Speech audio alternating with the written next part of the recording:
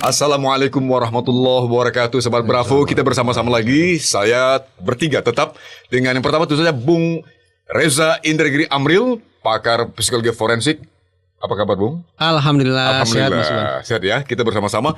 Yang sebelah kanan saya, Anda sudah tahu sebenarnya sahabat Bravo, beliau adalah Kang Karna, Kang Muhammad Soekarno. Kang, beliau siapa lagi kalau bukan founder Bravos Radio sebenarnya. Luar biasa, Kang, kesempatan yang luar biasa bersama-sama satu panggung. Ini cita-cita lama saya pribadi, Kang Reza, untuk tampil bersama beliau. Saya udah lama ingin berkumpul dengan para dedengkot ini. Dedengkot betul ini. Kalau kemarin-kemarin kita dengan Kang Ule, hari ini Kang Ule minta izin dulu ya Kang ya, karena itu luar biasa. Kang karena bersedia bersama-sama kita, Kang Reza. Beliau tidak hadir, terpukul dengan tuntutan Sambo. Kang Ule mungkin agak terpukul. Agak terpukul ya.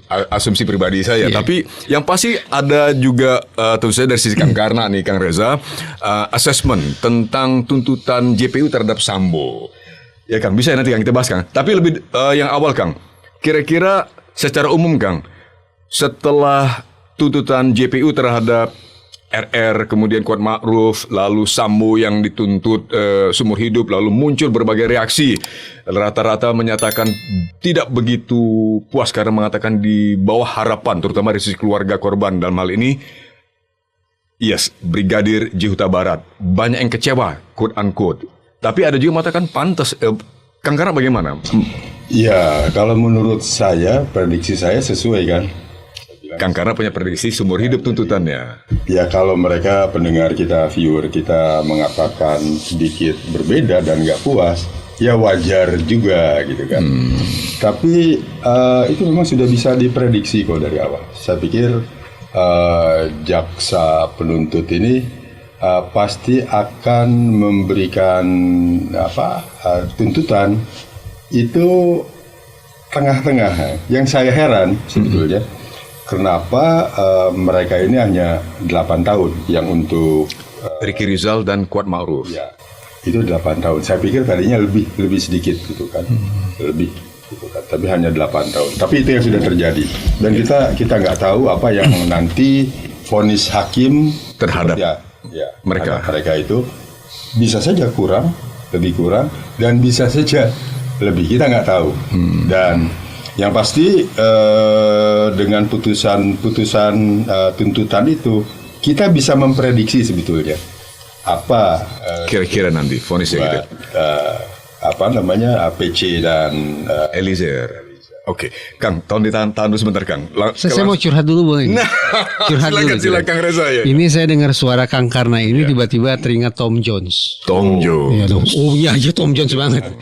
Kemudian dengar suara Mas Iwan, saya nggak ingat, nggak pernah tahu Tom Jones siapa ya? Tom Jones. Tom Jones iya, siapa? Waduh, itu penyanyi legendaris zaman dulu. Saya masih muda banget kalau zaman dulu.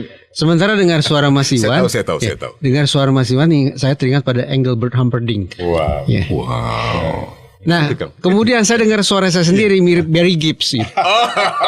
Bijis banget, falsetto banget gitu ya. Tipis melengking gitu. Tapi itu favorit saya, Kang. Begitu ya? Favorit saya, Gibbs bersaudara, luar biasa. Tapi sekarang tinggal satu. Jadi ganti nama. Bukan Bijis. Menjadi Biji. Karena satu. Tinggal satu. Tanpa S. Iya, tanpa S. Kembali ke pokok persoalan. Ya. Kembali. Tadi Kang Reza, Kang Karna tadi baru saja menyampaikan asesmen beliau terkait dengan, kita mulai dari ini dulu, tuntutan terhadap Sambo. Tentu saja kan luas sekali nih. Ada 5 terdakwa yang dituntut pada pekan yang sama oleh JPU di PN Jakarta Selatan. Termasuk tentu saja terhadap PC dan Eliezer di tengah-tengah pekan. Nah, kira-kira menurut Kang Reza, akan samakah prediksi vonis Majelis Hakim yang Mulia nantinya terhadap mereka semua di bawah tuntutan sama, atau yang ketiga lebih berat? Kang Karna boleh bersukacita nih, karena prediksi beliau tepat ya, akurat. Tetapi saya hari Rabu pagi berkesempatan komunikasi langsung dengan ayahanda mendiang Yosua Huta Barat, Pak Samuel. Apa kata beliau? Ini mewakili keluarga. Terpukul. Eksplisit itu, Kang. Eksplisit apa yang beliau katakan? mereka sekeluarga berharap bahwa Verdi Sambo ini terutama dijatuhi hukuman mati. Itu eksplisit keluar dari mulutnya Pak Samuel. ayahanda almarhum. Betul. Ingat tidak obrolan kita beberapa waktu yang lalu? Betul. Kita sempat bahas bahwa betapapun keluarga mendiang Brigadir Yosua ini marah, sedih, kecewa dan segala macam, tapi tidak pernah mereka eksplisitkan betapa mereka berharap bahwa terdakwa Verdi Sambo dijatuhi hukuman mati. Tapi Rabu pagi 2 kata itu dahsyat keluar dari mulut beliau. Tidak ada tafsiran lain bahwa keluarga mendiang Brigadir Yosua sangat-sangat berharap bahwa majelis hakim nantinya akan menjatuhkan hukuman mati terhadap Verdi Sambo. Ini pertama sekali. Sehingga saya ini baru kali Diungkap pertama. oleh keluarga langsung oleh ayahanda almarhum. Tepat. Jadi tidak mengundang tafsiran lain. Itu Tidak yang ada mereka tafsiran inginkan. Mereka tidak lagi pakai kalimat normatif, tidak lagi pakai redaksional yang klise, kosakata yang umum, tapi eksplisit hukuman mati. Nah, kalau kemudian kita baca komen di YouTube channel Bravos Radio Indonesia, itu kan ribuan orang yang Luar juga biasa, berharap hukuman mati. Iya, Hukuman ini mati. fakta nih, Kang, Iya, dari situ. hanya sedikit yang ya hukuman seumur hidup. Sedikit sekali, kebanyakan hukuman mati. Apa yang kemudian ingin saya katakan? Aneh ya, tanda petik aneh ya. Kita ini yang lay people, orang biasa, kaum awam, Iya. justru punya ekspektasi yang lebih daripada sarjana hukum yang ada di kursi di ruang sidang. Ini memunculkan pemikiran, jangan-jangan memang sudah saatnya ya kita ini menimbang ulang sistem hukum kita. Dari yang kontinental, yang mempercayakan kesarjana hukum untuk menyidangkan seorang terdakwa, kita barangkali perlu beralih ke Anglo-Saxon. Memberikan ruang khusus bagi lay people, bagi rakyat jelata, bagi kaum awam seperti kita ini untuk menyimak, kemudian memberikan penilaian tentang apa yang sepatutnya dijatuhkan sebagai vonis bagi pelaku kejahatan. Karena timpang itu tadi. Keluarga mendiang dan ribuan viewers Bravos Radio ingin hukuman mati.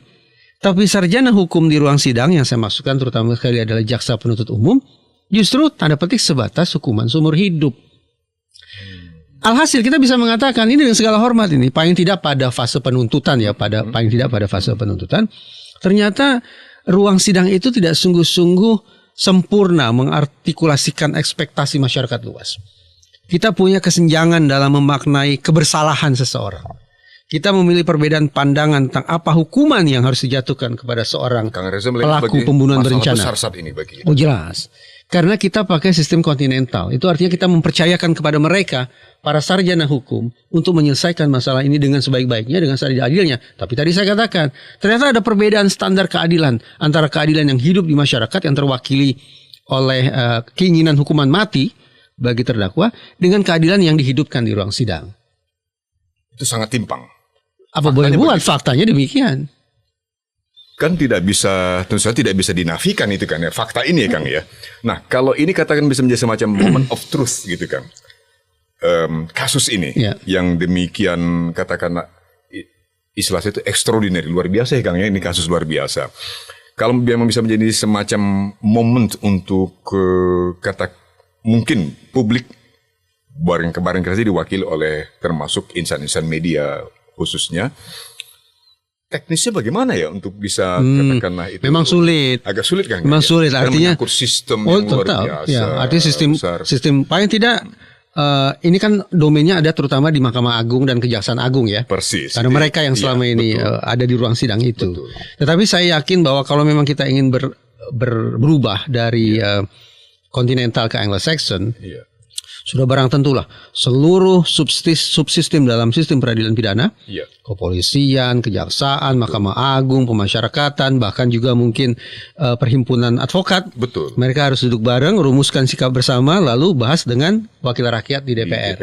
Dan itu saya pikir prosesnya panjang. Lah untuk revisi KUHP aja kita butuh berpuluh-puluh tahun. Dan itu masih menyisakan pro kontra. Betul, apalagi mengubah pondasinya.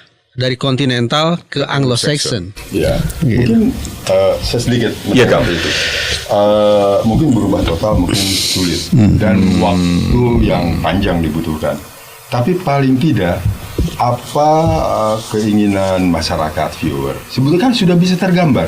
Betul. Dari siaran-siaran kita ini. Dibacalah itu. Betul. Atau dilihatlah itu. Betul. Nah, itu keinginan masyarakat seperti itu. Nah, saya tertarik apa yang diucapkan oleh Kang Reza pada saat siaran kita atau siaran sebelumnya terdahulu, itu. iya. Itu kan pernah menyebutkan bahwa sebetulnya hakim ini harus juga Menimbang. Betul. Menimbang apa yang publik mau. Yang waktu nyambi kapit masuk kalau zaman dulu mereka bacanya dari koran dari apa. Nah, saya tertarik dengan itu.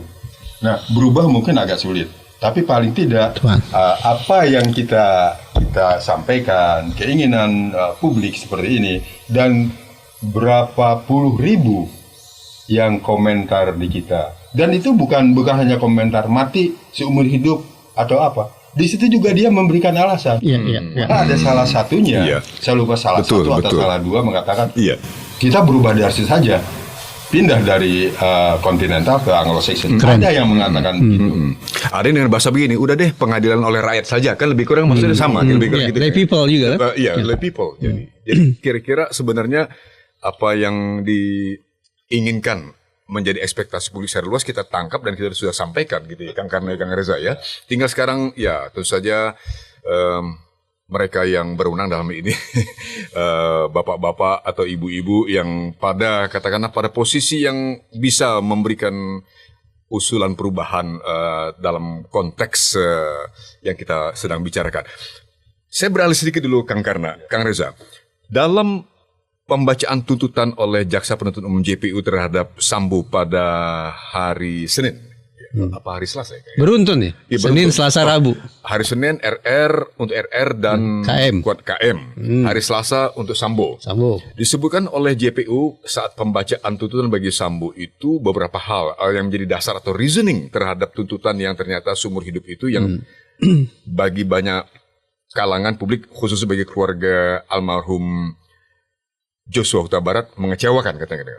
Bahwa satu lagi Kang, lebih mengecewakan lagi karena jaksa terang-terang mengatakan tidak menyebut tentang pemerkosaan, tetapi justru perselingkuhan. Ini apa ini Kang?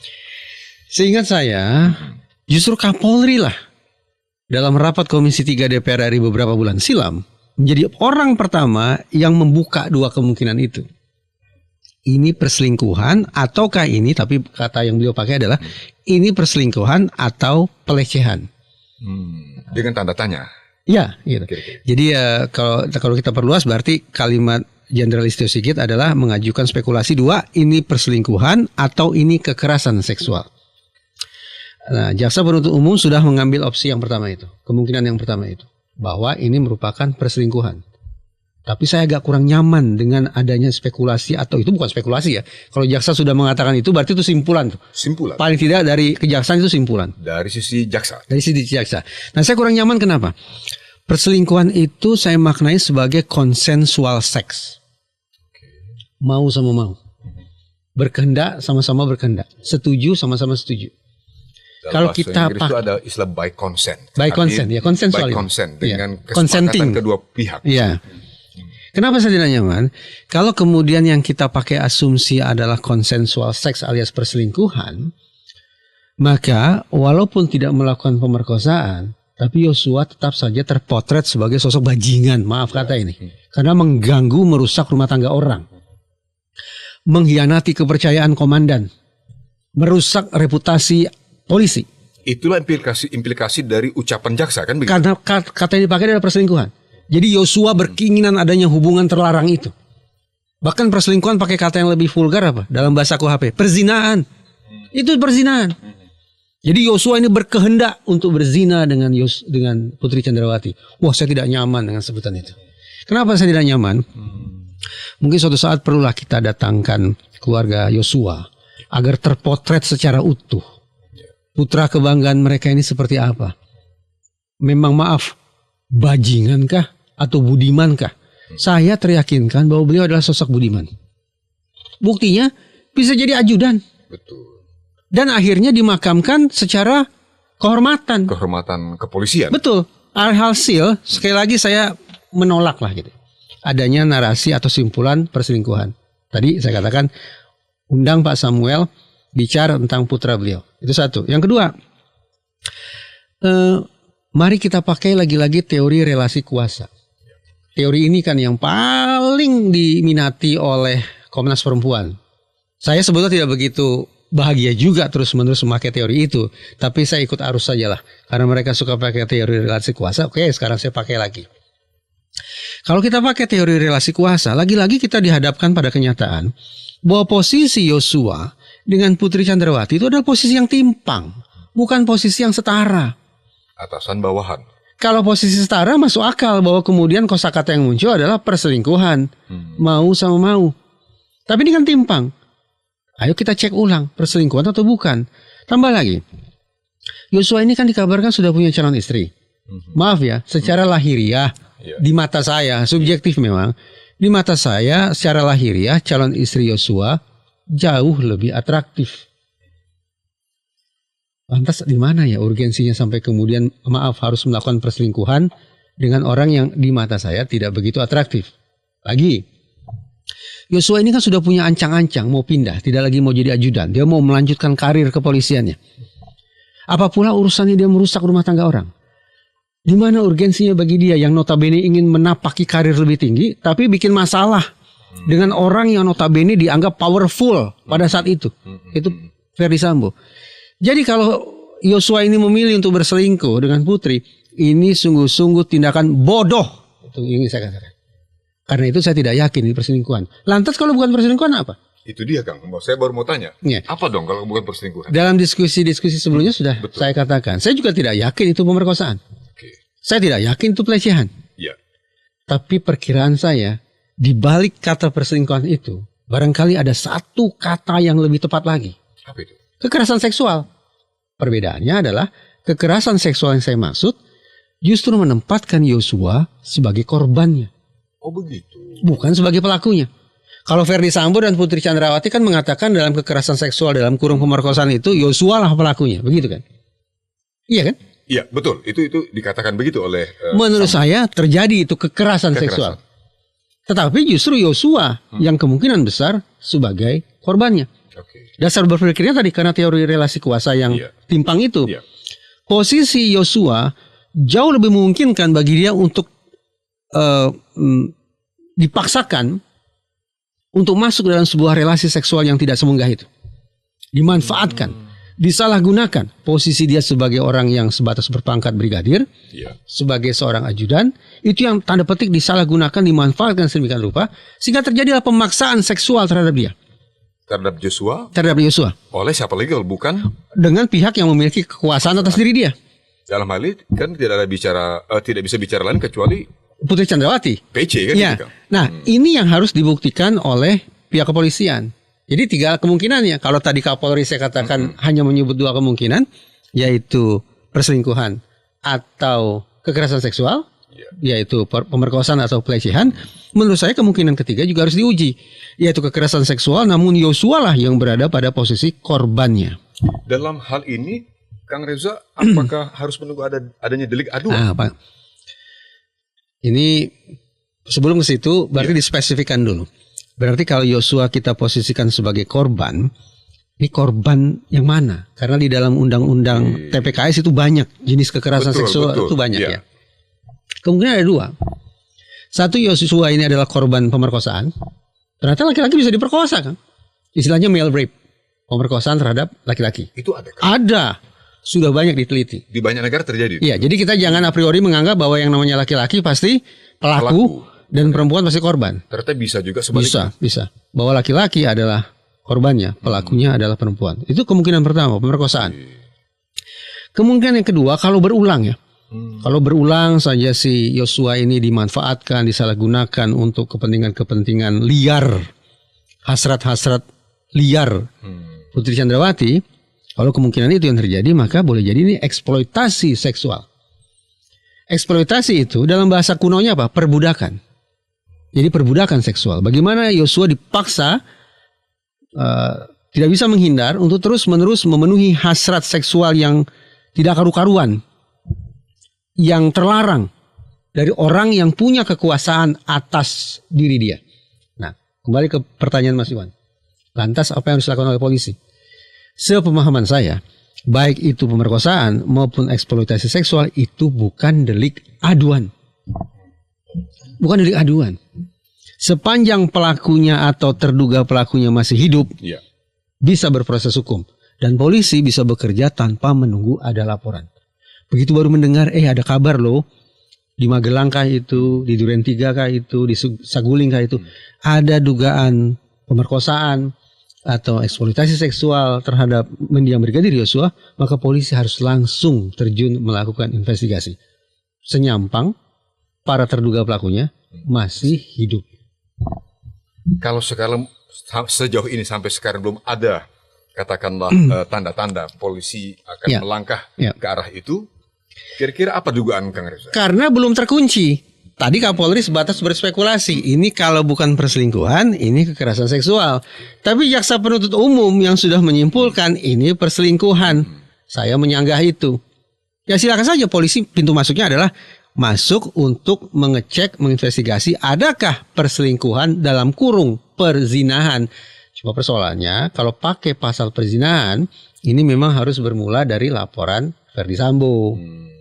Kalau pakai perzinahan. Kalau pakai pasal perzinahan. Betul. Kang, gimana Kang? Kang, ini luar biasa. Sebelum ke pertanyaan berikut, Kang Karna dulu bagaimana Kang? Ya. Mungkin bisa iya, bisa tidak. Gitu kan? Apa yang disampaikan oleh Harus diuji lah ya. harus diuji. Gitu kan? Tapi saya melihat dari sisi lain. Saya kira semua orang, manusia gitu, asalnya baik. Semuanya baik. Masuk dalam lingkungan yang tidak baik, yaitu terbawa tidak baik. Maksudnya gini, Yosua ini orang baik. Gitu. Masuk ke dalam lingkungan yang memang lingkungannya itu sudah nggak baik. Nah, kalau kita telaah lagi rentetan apa yang ada di persidangan, itu kan ada narasi, ada cerita kalau PC, Barada Eliezer sama Joshua itu pernah diajak muter-muter di Kemang itu, di Kemang. bawa senjata.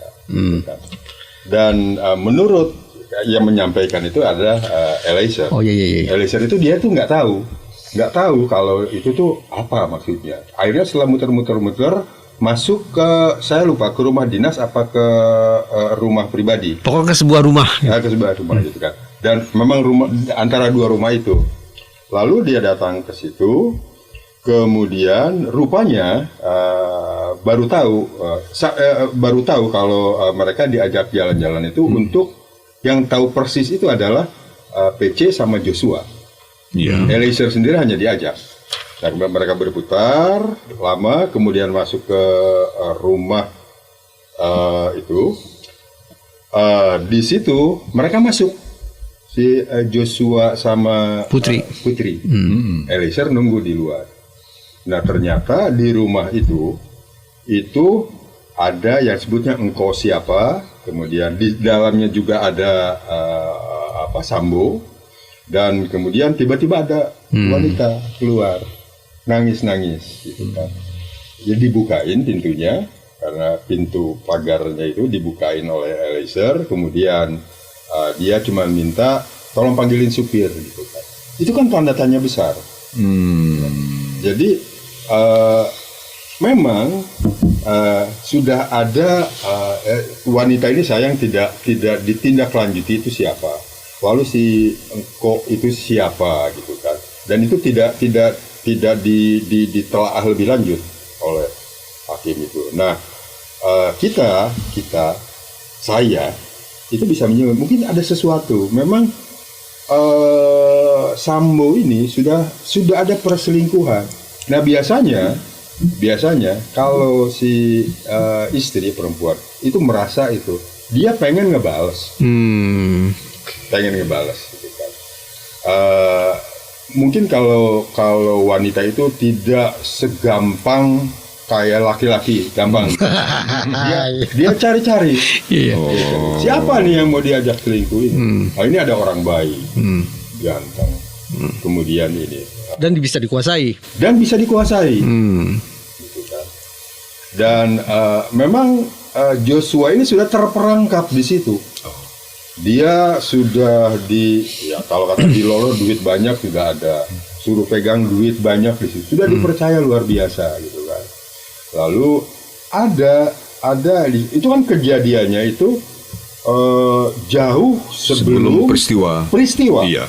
Sudah ada peristiwa itu. Jadi rentetan Magelang itu sebetulnya hanya urutan. Dan rekayasa yang Kang Karna ceritakan ini terjadi jauh sebelum peristiwa pembunuhan terhadap Joshua. Betul. Ini berdasarkan sekali penuturan Eliezer, Kang ya. Penuturan Eliezer. Di persidangan. Cuma tidak ditelah di dalam lebih lanjut oleh majelis hakim yang mulia. Dianggapnya agak penting. Nah, saya teruskan. Kemudian dia sudah nggak bisa kemana-mana lagi, terperangkap banyak. Jadi dia layanin hasrat finalnya dari pihak lain yang tadi nih, pihak lain yang sahabat Bravo sudah bisa duga. Iya. Nah, itu berlanjut terus gitu kan. Berlanjut terus sampai ke terbawa puncaknya, mungkin menurut saya puncaknya itu di Magelang itu. Yang sebelumnya Magelang itu tidak akan diungkap, tidak akan dimasukkan ke persidangan. Yang di persidangan itu yang dimasukkan itu hanya pelecehan seksual. Nah, muncullah di sana. Nah, yang menjadi tanda tanya juga sebetulnya kejadian apa sih di sana itu? Di Magelang itu. Di Magelang itu. Kita hanya tahu. Apakah suatu peristiwa yang berdiri sendiri atau bagian dari skenario? Kira-kira itu maksud Kang Karna? Sebetulnya kalau menurut saya itu bagian tersendiri sebetulnya. Cuman digarap untuk jadi skenario. Itu kalaupun ada benar terjadi peristiwa Magelang loh Kang ya? Kalau benar terjadi. Menurut saya ada itu peristiwa Magelang. Oh gitu, Kang Karna berpandangan begitu? Ada. Tapi peristiwanya bukan pelecehan seksual, bukan apa, ada gitu kan. Kita nggak tahu ini motif sebenarnya dia membunuh ini bukan pelecehan seksual, bukan perkosaan, tapi perselingkuhan. Bukan perselingkuhan menurut saya. Karena saya yakin Sambo pun tahu. Sorry Kang Karna, mau mulai. Kang Karna berpandangan, dugaan Kang Karna, peristiwa pembunuhan terhadap Joshua almarhum ini bukan karena alasan pemerkosaan, bukan pula karena pelecehan seksual, bukan pula karena perselingkuhan. Bukan. Ada hal lain. Di balik ini.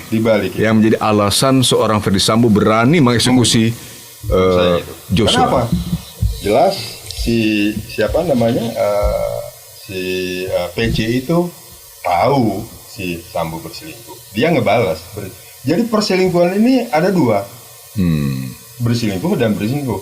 Pada tahu. Tahu nih dua-duanya. Dan itu kita bisa lihat kenapa mereka pisah rumah. Hanya Jumat dan Sabtu aja mereka. Kemudian banyak hal di situ. Sesungguhnya udah menjadi pengetahuan publik ya Kang ya. Udah menjadi rahasia umum. Kang ya. Tanggapan Kang Reza, ini ada dugaan dari Kang Karna seperti itu tadi Kang. Kuat Maruf menyebut apa? Yosua itu disebut sebagai apa? Duri. Duri dalam rumah tangga. Itu diucapkan oleh Kuat Maruf. Iya. Dan itu diulangi. Memang majelis hakim kemudian bertanya, itu yang saudara maksud dengan duri itu apa? Ya Kuat Maruf mengatakan, ya saya sebatas sebut aja. Nggak mungkin lah tiba-tiba Kuat Maruf memakai kiasan duri dalam rumah tangga ibu. Kira-kira apa sih? Kalau kita survei seluruh viewers, seluruh subscribers program kita ini, kalau disebut duri dalam rumah tangga itu apa? Pil, orang ketiga gitu kan. Gitu. Tapi Kuat Maruf mungkin tidak mau memperkeruh suasana, jadi dia katakan, ya saya asal sebut aja gitu. Nah, kita dari luar atau tepatnya jaksa penuntut umum menyebutnya perselingkuhan. Tapi tadi saya katakan kalau menurut saya tidak fair disebut perselingkuhan, karena perselingkuhan adalah mau sama mau, setara ini kedudukannya. Nah, dari ilustrasi yang tadi dikatakan oleh Kang Karna itu semakin memperkuat saya yakin dalam relasi yang tidak setara ini, pada hakikatnya yang terjadi bukanlah perselingkuhan alias skandal seks mau sama mau, tetapi pemaksaan, pemanfaatan, pengeksploitasian terhadap mendiang Brigadir Yosua. Silakan dicek. Berarti meminjam istilah dari Kang Karna, ada satu pihak yang binal ini. Oh iya, pihak yang binal ya yang memiliki kekuasaan, memiliki dominansi, memiliki superioritas, memiliki kekuatan terhadap pihak yang inferior, terhadap pihak yang submisif, terhadap pihak yang lemah. Ya, sekarang kita bernalar. dalam relasi antara istri komandan bintang 2 dengan seorang brigadir, yang kuat yang mana, yang lemah yang mana? Oh, terjawab lah. Setiap orang tahu itu. Bisa lah, iya. Mudah sekali. Iya. Ada satu hal lagi dari persidangan. Pada saat itu di Magelang nih. Pada saat tergeletak katanya si Putri. Putri. Kemudian Ricky dan Richard Eliezer itu disuruh diperintahkan oleh itu kan untuk sekolahnya anaknya anak mereka berputar, kemudian nggak ketemu dengan kepala sekolah atau siapapun, lalu mereka di alun-alun itu mereka menunggu. Pada saat di alun-alun itu diteleponlah Richard Eliezer oleh PC, disuruh baliklah mereka sana, gitu kan. Lalu ketemu sama PC di dekat tempat tidur. Yang pertama-tama ditanyakan oleh PC, mana Yosua? Langsung PC bertanya kepada Eliezer dan Ricky Rizal. Pertanyaannya, mana Joshua? Iya, Joshua mana? Nah, apakah ada benar di situ pertanyaan? Itu juga nggak meyakinkan. Jadi kalau misalnya asumsi tadi Kang Reza betul, ada akibat dari pelecehan atau pemanfaatan tadi itu mengakibatkan terbunuhnya si Yosua. Kalau saya lihat dari sisi lain, sebetulnya pemanfaatan itu udah diketahui. Yang kita nggak tahu motif sebenarnya ini apa. Saya kira Yosua ini tahu banyak masalah. Saya ulangi, Kang Karam menyebutkan atau bermaksud mengatakan situasi tadi diketahui oleh Sambo, maksud Kang Karna? Maksudnya begini, ada main Yosua dengan PC itu. Dugaan kalau benar terjadi. Kalau ini pun terjadi, Sambo itu tahu. Karena PC juga tahu kalau Sambo juga sudah berselingkuh. Itu ungkapan yang sangat sederhana tuh. Ada main. Itu saya pikir mempermudah kita memahami hal yang pelik ini. Iya. Jadi Kang, saya mencoba mewakili, betul Kang. Ini kita mencoba merekonstruksi tanda kutip kan gitu ya, Kang, karena Kang Reza dari apa yang berkembang atau dari dinamika persidangan sejauh ini sampai udah masuk ke tahap sudah tuntutan, sudah akan ada pledoi kan gitu Kang, dan seterusnya eksepsi dan akhirnya vonis kan gitu Kang. Udah masuk kepada, kalau meminjam istilah sepak bola, sudah mau perempat final dan semifinal nih Kang, udah mau semifinal.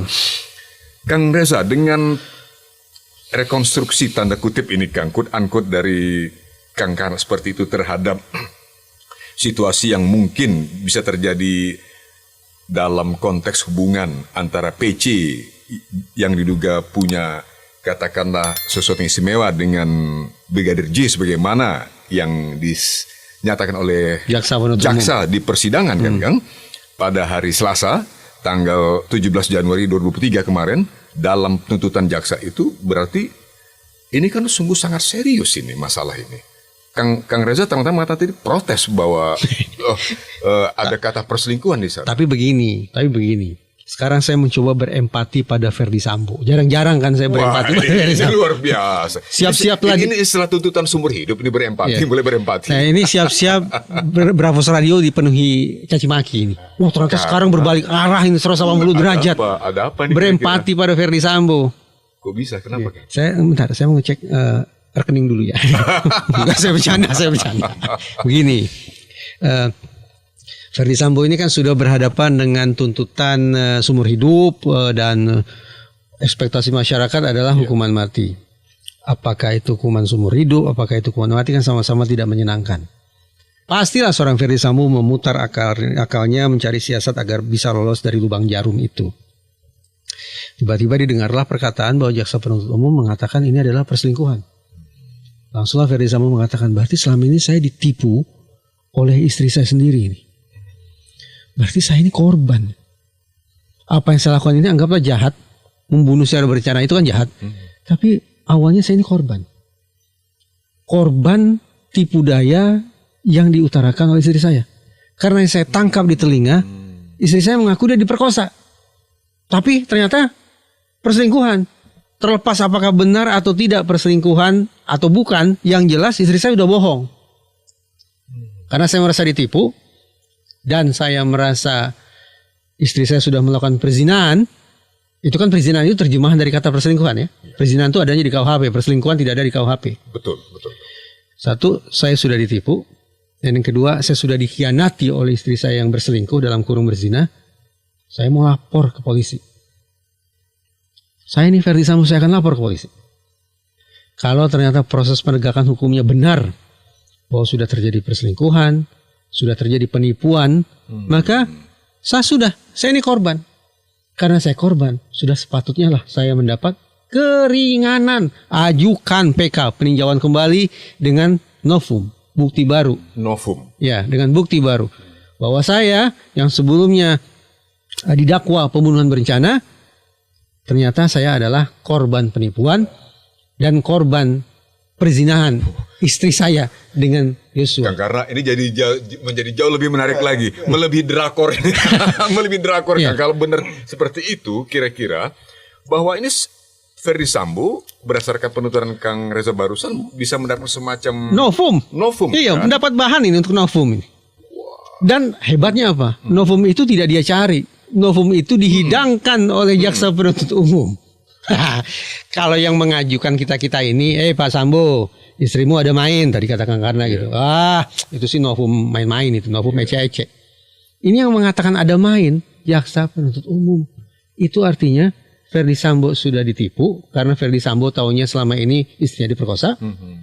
Dan perselingkuhan tadi saya katakan, perselingkuhan kalau kita terjemahkan ke dalam bahasa KUHP itu sama dengan perzinaan. Lapor. Penipuan itu laporan, delik aduan. Iya, delik aduan. Perzinahan juga delik aduan. Ya lapor. Lumayan kan? Ini menarik ini. Luar biasa ini kasus ini. Itu bisa jadi senario yang lebih besar lagi. Maksud Kang karena? Senario yang lebih besar lagi. Ini kan tadi kita sudah sebut relasi kuasa.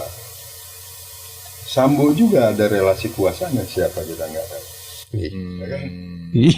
Sama kan, ada relasi. Ditarik ke yang lebih besar gini lebih Kang. besar lagi. Oke. Karena saya tadi sangat tertarik dan sangat pas dengan apa yang dipikirkan saya. Kasus besarnya kenapa Yosua ditembak itu kita tuh belum tahu. Belum terungkap. Belum ada yang tahu. Apakah pelecehan seksual? Apakah ada yang lain? Dibuatlah skenario besar. Satu skenario besarnya itu dia dihukum seumur hidup.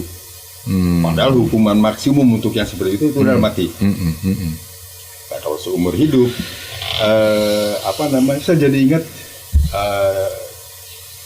novel cerita yang John Grisham itu. Iya. Last Juror. Itu novel legendaris itu Kang. Oh, iya. Judulnya Last Juror. Nah, jadi John Grisham. di dalam novel itu ceritanya ada yang diperkosa, mirip begini, ada yang diperkosa.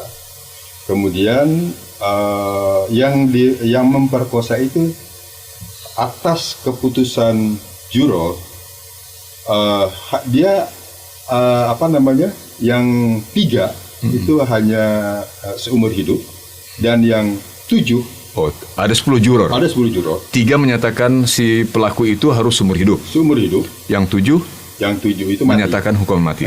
Oh, jadi gini, juror itu dia hanya menyatakan guilty atau not guilty, tapi bisa mengajukan usulan hukuman. Itu saya perkaya. Begini, pada dasarnya juri itu hanya vonis bersalah atau tidak bersalah. Betul Kang. Sementara apa hukumannya itu ada pada hakim. Ya. Kecuali untuk perbuatan pidana yang beresiko hukuman mati.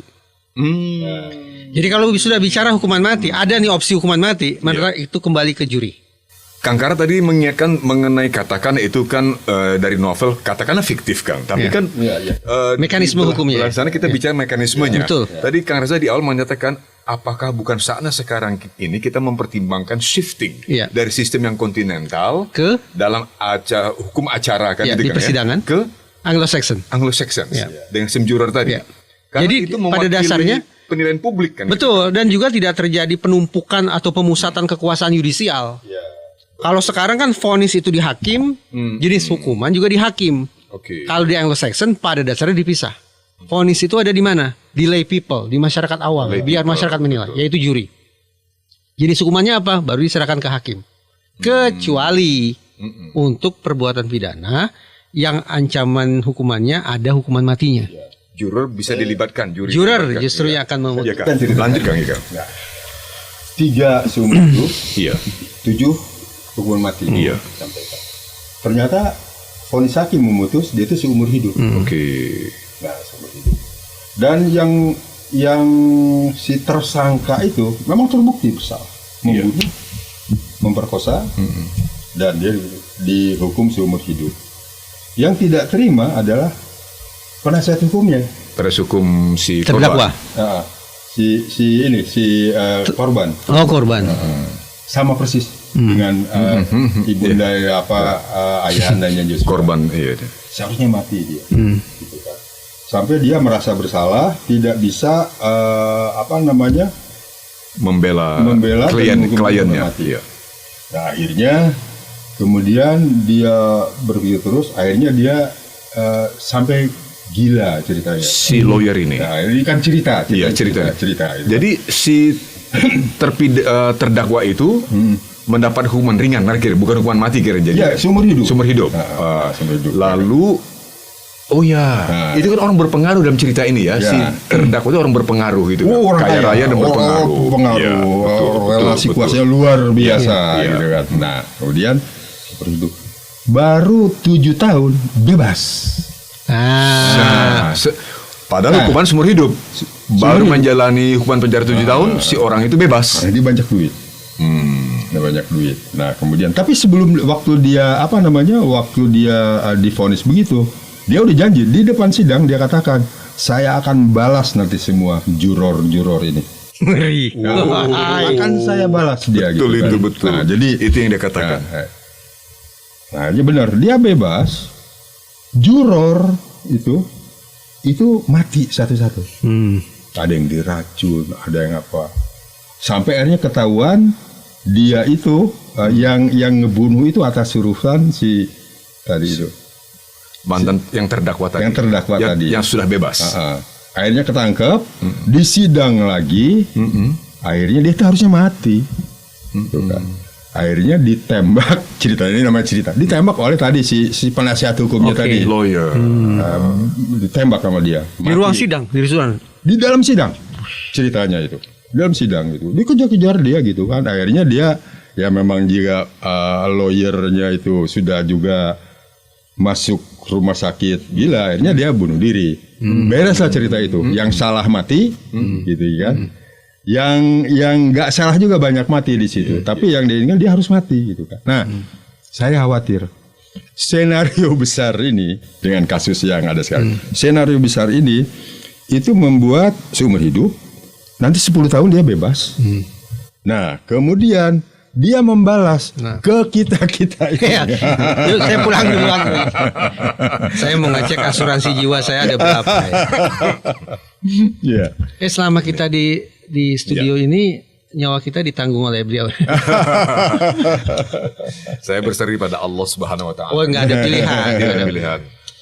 Itu harus Iya, Kang. kita yakin. Jadi insya Allah sebagai orang beriman gitu ya Kang ya. Saya kira kita hanya berpihak kepada kejujuran dan kebenaran. Betul. Saya tidak ada yang lain kecuali kejujuran dan kebenaran. Dan bahwa kalau dalam hidup menghadapi resiko, Bismillahi tawakkaltu 'ala Allah. Menurut saya Kang, Iya. mungkin Sudah jelas kok dalam surat At-Taubah. Wah, ini serius.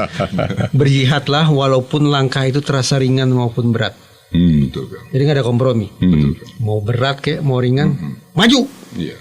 Katakan yang pahit adalah pahit, benar adalah benar. Jangan dicampur adukan dengan yang salah.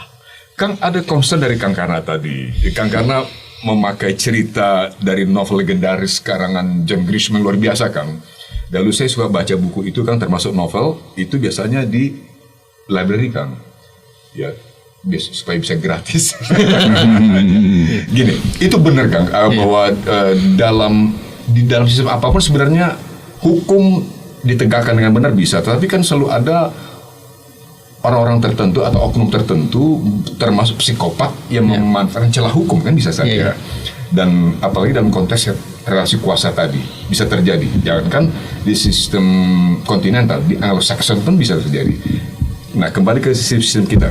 Apa yang harus dilakukan sekarang, Kang? Kalau misalnya dalam tahapan yang mulai krusial menjelang vonis nanti oleh majelis hakim terhormat di Pengadilan Negeri Jakarta Selatan, khusus bagi Verdi Sambo dan PC, kira-kira akan seperti apa kira-kira? Ada satu kebingungan, paling tidak pada diri saya ketika mencoba memahami makna atau bagaimana implementasi hukuman seumur hidup itu. Oke.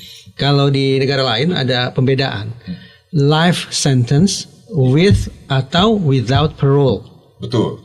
Jadi hukuman seumur hidup, tapi ada yang masih bisa nanti dipertimbangkan, siapa tahu bisa dikasih pengampunan, misalnya hari raya, apalagi usianya sudah semakin tua, dan seterusnya. Pokoknya walaupun hukuman seumur hidup, tapi ternyata tidak seumur hidup. Itu life sentence with parole, dengan pengampunan. Nah di Indonesia ini yang mana? With atau without parole? Saya nggak pernah tahu. Saya juga nggak tahu. Karena kalimat itu terhenti pada kata seumur hidup, titik. Apakah seumur hidup artinya selama-lamanya ini, misalnya Verdi Sambo dan Putri Chandrawati divonis bersalah ya, seandainya divonis bersalah, apakah mereka akan menghabiskan sisa hidup mereka di balik jeruji, ataukah itu hanya tulisan di atas kertas, namun tetap bisa mendapatkan dispensasi? Nanti hari raya Natal misalnya dapat potongan, 17 Agustus dapat potongan, karena berkelakuan baik, berdonasi segala macam, dapat potongan. Saya tidak tahu dalam prakteknya seperti apa. Bahkan di barat ada yang ekstrim.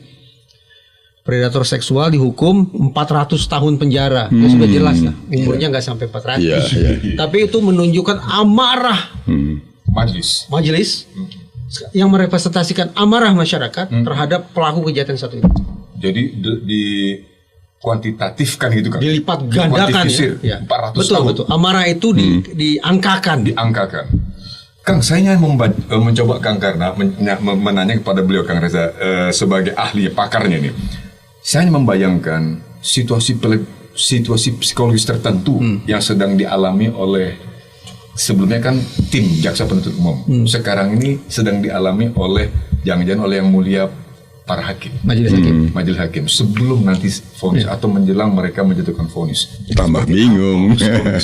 Kita pernah ngobrolkan itu. Ketika kita mencoba membuat profiling majelis hakim ya, sampai kemudian keluar prediksi bahwa hukuman seumur hidup. Kang Reza tepat banget. Ini saya. Tapi kita baru sahabat Bravo pada edisi yang terdahulu Kang Reza sudah memperkirakan berdasarkan profiling terhadap para hakim. Kang Reza menyatakan sangat mungkin nanti seumur hidup. Tuntutan terhadap Sambo. Ternyata JB menyatakan seumur hidup. Tepat. Silakan lanjut, Kang. Namun ada poin yang saya meleset. Yang mana? Waktu itu saya katakan, ini kemungkinan terjadinya hukuman seumur hidup bukan hukuman mati. Kenapa? Karena ada satu anggota majelis hakim yang agamanya Kristen. Enggak, saya katakan itu. Pak Morgan Simanjuntak. Perkiraan saya anggota majelis hakim yang notabene beragama Kristen, tanda petik akan lebih lunak ketimbang hakim yang Muslim yang barangkali lebih tegas untuk mengatakan hukuman mati. Asumsi itu ternyata terpatahkan oleh pernyataan keluarga mendiang Brigadir Yosua yang saya berbincang dengan mereka hari Rabu pagi. Saya kaget bukan pada penyebutan hukuman matinya. Saya kaget bahwa ternyata dari keluarga mendiang Brigadir Yosua, saya pahami mereka sebagai keluarga Kristen yang taat, yang mempraktekkan ajaran Kristiani dalam kehidupan sehari-hari, tapi ternyata keluar itu eksplisit hukuman mati. Kalau begitu, ternyata tidak bisa serta-merta saya beranggapan bahwa kalau anggota majelis hakim yang notabene beragama Kristen akan lebih lunak, belum tentu juga ya. Dalam adat Tapanuli, Kang, yang saya ketahui, Batak maksudnya. Batak ya. Kebetulan saya setengah dari pihak ibu itu di Tapanuli Selatan, jadi agak Tapsel, sedikit, kan? Walaupun dari pihak bapak Jawa ya, kan? Jawa dan Sunda. Bahwa almarhum Joshua Huta Barat itu kan, tentu saja kita tahu Huta Barat dari ayahnya, ibunya kalau salah Boru Simanjuntak gitu kan. Tapi sama-sama Batak berarti. Batak sama Batak. Jadi hubungannya dengan hakim Morgan Simanjuntak. Kalau dalam adat budaya Batak, maka Pak Hakim Morgan Simanjuntak itu ada tulangnya. Tulang itu paman, kan? Paman, omnya Joshua. Bisa diposisikan seperti itu? Kira-kira gitu kan, di posisi seperti itu. Kira-kira bisa seperti itu maksud saya. Jadi saya pikir ada dalam situasi psikologis yang tertentu nih Hakim yang mulia Morgan Simanjuntak. punya sentimen personal khusus ya. Kan ada subjektivitas kata Kang Iya. Reza. Ya, kan? itu tidak terelakkan. Tidak terelakkan. Iya. Bagaimanapun Bapak mereka wakil Tuhan kan sebagai hakim. Ini sementara dia sangat disorot loh Kang. Pak Morgan Simanjuntak ini. Alhasil Dari sisa, palingnya dari sisi katakanlah saudara-saudara kita yang dari Tapanuli, Batak. Alhasil kalau keluarga mendiang Brigadir Yosua akhirnya eksplisit sanggup menyebut hukuman mati sebagai harapan mereka, maka tidak terlalu kemungkinan Yang Mulia Morgan Simanjuntak pun yang notabene beragama Kristen sekalipun tetap saja bisa eksplisit menyebut hukuman mati. Tidak mustahil. Tidak mustahil. Nah kalau begitu kenyataannya nanti, maka justru barangkali kita harus koreksi nih. Kalau sebelumnya kita berhitung-hitung hukuman seumur hidup, tapi lewat dinamika semacam ini, jangan-jangan memang hukuman mati ini. Iya. Hukuman mati ini. Luar biasa. Kalau memang Yang Mulia Morgan Simanjuntak hukuman mati, maka hakim yang memoderasi, kan tempoh hari saya katakan ya, ada hakim yang punya kecenderungan memoderasi. Itu tidak lagi relevan. Pak Alimin. Iya. Langkah moderasinya tidak lagi relevan, itu maksud saya. Sementara Pak Ketua, Pak Iwan. Yang Mulia Pak Iman Wahyu. Iman Santosa. Bukan saya hukuman mati. Bisa. Sudah 21 skornya kan. 21. Apa poinnya lagi di moderasi? Karena toh sudah 2, berarti mayoritas anggota majelis hakim pada posisi hukuman mati. Itu perkiraan saya. Berarti harus kita revisi itu. Jadi publik Indonesia siap-siap sahabat Bravo untuk menyaksikan tahapan berikut dari ini drama yang sangat real, bukan drama lagi yang luar biasa sedang terjadi di persidangan Pengadilan Negeri Jakarta Selatan. Sebelum ke Kang Reza lagi, Kang Karna kira-kira apa nih Kang yang Kang Karna bisa lihat jelang vonis? Ya, ini drama ini nggak akan selesai setelah vonis. Ini masih akan terus. Gitu. Ya, saya sangat nih. Itu tadi ada urusannya dengan mereka yang minta ganti rugi dan segala macam. Nah, kalau misalnya Sambo ini dihukum mati, nggak ada tuh cerita ganti rugi. Orang belum meninggal, bisa nggak itu, Pak? Ya nggak bisa. Kang Reza, nggak bisa kan? Jadi seumur hidup. Nah, kalau seumur hidup nanti putusan vonis hakim gitu kan, nah ini akan berlanjut terus. Ada tuntutan perdata, ganti rugi seterusnya itu kan. Nah sebelum ini berlanjut terus, nanti ada novelnya, ada filmnya nih. Kan ini luar biasa ini. Saya ingat dulu ada kasus Ari Hanggara, masih ingat kan? Waduh, sebut namanya aja saya sedih sekali. Sedih kan? Betul. Nah itu ayahnya itu teman. Jadi saya nggak nyangka gitu kan, orangnya teman saya itu nggak nyangka gitu kan, sampai akhirnya dia di apa namanya pengadilan masuk dan dia salah. Waktu dia nyiksa, dia ngakuin disiksa, dia menyiksa anaknya itu. Saya udah lama nggak ketemu lagi tuh sama teman itu. Jadi sampai akhirnya dibuat film. Nah itu kan. Ini saya yakin akan ada film nih mengenai kasus Sambo. Pasti gitu kan. Kalau dia dihukum mati, ada film pasti. Tapi kalau seumur hidup masih berlanjut terus. Film bisa ada tapi ditunda dulu. Ya. Ada novel-novel baru selain Last Juror tadi, ini ada novel baru yang manis. Ini luar biasa untuk itu kan. Bisa memberikan inspirasi sebetulnya bagi penulis dan para katakanlah seniman atau orang-orang kreatif kan. Tapi kita balik lagi ke tadi, siapakah yang binal di sini? Kita asumsikan bahwa kasus ada main itu ada. Ada main. Karena ada main. Ya, itu kan. Nah, saya setuju sekali. Memang kalau memang itu motifnya dan itu. Jadi yang harus kita persalahkan itu selain nanti ujungnya Sambo itu akan buat novum. Ya, kita juga harus bisa memprediksi hukuman apa nih sebetulnya buat PC ini kan, karena biangnya kan di situ semua. Dan kalau ini kasusnya betul, gitu kan, terbuka masalah itu, semua kan akan tertumplak ke PC. Sambonya merasa dibohongi tadi itu. Betul. Di awal juga justru karena dia mengadu telah dilecehkan menjadi korban seksual yang kemudian berujung pada tindakan oleh Sambo terhadap mendiang Joshua. Jadi kita fokus ke tadi perselingkuhan itu, karena itu sudah terucap Di persidangan oleh jaksa. Kang, Saya jadi sedih, serius nih, serius. Sedih, Kang. Suasana batin saya berbalik loh. Saya serius ini. Sedih terhadap Ketika siapa, tadi Kang Kang Reza? sebut nama Ari Hanggara itu. Iya, kita itu ingat kasus yang sangat Nonton filmnya aja saya takut. Iya. betul, Kang. Sedih, takut, sakit gitu. Apalagi Itu hampir seluruh insan Indonesia mengetahui tentang cerita Ari Hanggara itu kan. iya, tapi hari ini sebetulnya peristiwa menyedihkan seperti yang dialami oleh Ari Hanggara itu sudah barangkali setiap hari ya kita simak di pemberitaan. Iya. Lanjut. Pamungkas dari Kang Reza ini. Sekarang gini kan, Kang. Ini ada diksi-diksi quote-unquote baru nih dalam edisi kali ini, Kang. Kita hanya meneruskan apa yang diungkap oleh tim jaksa penuntut umum, yaitu kata perselingkuhan. Ya.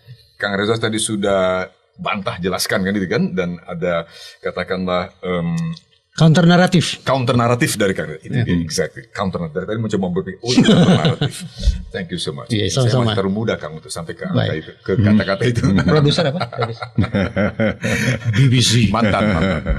Kang, ada counter naratif seperti tadi kan dari Kang Reza terhadap perselingkuhan. Tapi juga Kang Reza menyebut kata diksi baru nih Kang. Novum. Itu sebagai sampel. Novel baru. Bukti baru. Bukti baru. Lalu ujungnya, pamungkas dari Kang Reza nih, sebelum kita ini rampungan edisi ini, apa yang harus kita ekspektasikan? Begini, ini dengan segala hormat ya, saya sampai hari ini masih menganggap bahwa dunia penegakan hukum kita itu dunia yang kelam. Tidak sedikit aparat penegak hukum yang justru main mata ya, dengan pelaku kejahatan. Mungkin banyak yang tidak suka dengan kalimat saya ini, tetapi paling tidak saya secara subjektif merasakan atmosfer kita itu masih mendung, atmosfer penegakan hukum kita. Apa yang ingin saya katakan? Betapapun ini kita berasumsi bahwa Ferdy Sambo dihukum masuk penjara gitu ya. Dia vonis bersalah lalu masuk penjara. Apa yang harus kita lakukan? Betapapun dia masuk penjara, betapapun dia bukan lagi anggota Polri, pangkat 2 sudah dicabut, bahkan secara tidak hormat. Tapi kalau dia masih punya tabungan banyak, saya khawatir dia bisa menembus tembok penjara itu. Mengertilah yang saya maksud ya. Ada oknum yang terbeli segala macam. Agar kemudian tidak terjadi perbuatan-perbuatan yang melukai kembali hati masyarakat. Bahwa orang yang berada di balik jeruji besi ternyata masih punya power di luar sana dengan uang yang dia punya. Maka memang kita perlu mencari cara agar Ferdy Sambo ini dimiskinkan. Iya, setuju. Dimiskinkan. Harta yang dia punya sebatas untuk membiayai hidup anak-anaknya agar bisa lulus sekolah nanti. Selebihnya anak-anak itu mandiri, ya mereka tentu harus cari uang sendiri dong. Tapi jangan sampai Ferdy Sambo ini dibiarkan punya uang yang terlalu banyak. Cerita novel yang tadi Kang Karna ceritakan, The Last Juror, menunjukkan bahwa sekali lagi orang yang sudah divonis bersalah, orang yang sudah pernah masuk penjara, tetapi karena dia masih punya kuasa, entah itu kuasa dalam bentuk pengaruh, kekuasaan itu dalam bentuk uang, masih sangat mungkin untuk melakukan retaliasi, pembalasan, atau dalam bahasa yang lebih lunak, masih mungkin bagi dia untuk kemudian kembali melukai rasa keadilan masyarakat. Iya. Itu pemikiran saya. Itu Kang. Ya. Dan jalan untuk itu kemana? Hanya ada lewat mekanisme perdata. Karena itu saya membayangkan nih Kang, puluhan ya anggota polisi yang sudah diberikan sanksi etik dan beberapa diantaranya di PTDH kan ibaratnya diusir kan, diusir tuh PTDH. 100 orang itu Kang. Keluar gitu kan. Iya betul. Mereka menyimpan rasa sakit hati itu. Rasa sakit itulah yang nantinya akan dimanifestasikan lewat gugatan ganti rugi kepada Ferdy Sambo. Itu yang saya harap. Dalam bahasa Kang Reza tadi, sampai Ferdy Sambo dimiskinkan. Betul. Ya. Dan keluarga mendiang Brigadir Yosua berhak dapat ganti rugi loh. Oh juga termasuk. Hukum adat kita tuh mengenal ganti rugi loh. Hukum adat kita tuh mengenal ganti rugi. Misal di Papua ada satu anggota suku yang dihabisi oleh suku yang lain. Iya. Sanksinya apa? Misalnya ada ganti rugi. Sekian banyak ekor babi dan segala macam. Intinya adalah mendiang Brigadir Yosua tidak hanya pantas untuk menyaksikan jatuh vonis seberat-beratnya terhadap Ferdy Sambo, Tapi secara real, keluarga yang sudah kehilangan putra kebanggaan itu juga sepatutnya untuk mendapatkan ganti rugi yang terukur berupa finansial. Kita sesungguhnya tidak sedang bicara uang, karena toh uang tetap tidak akan bisa menggalikan Brigadir Yosua. Tapi paling tidak uang itu adalah bukti bahwa ada ganti rugi yang harus dibayar oleh Ferdy Sambo kepada keluarga mendiang Brigadir Yosua. Itu menurut saya. Kang Reza, terima kasih banyak Kang Reza. Terima kasih. Seru ya Kang ya? Seru ya Kang ya?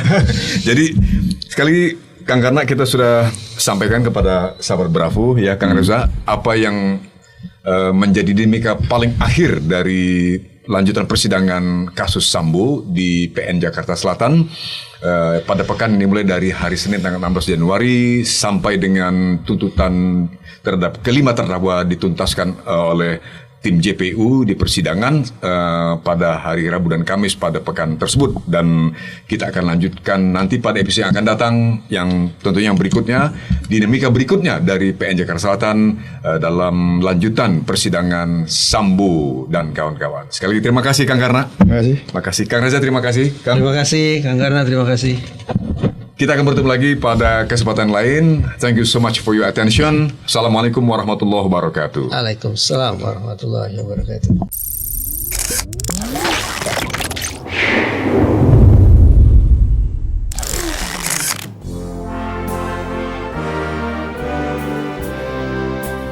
Terima kasih Anda masih terus mendengarkan Bravos Radio dari Batu Ampar 1 nomor 6 Kramat Jati Jakarta Timur.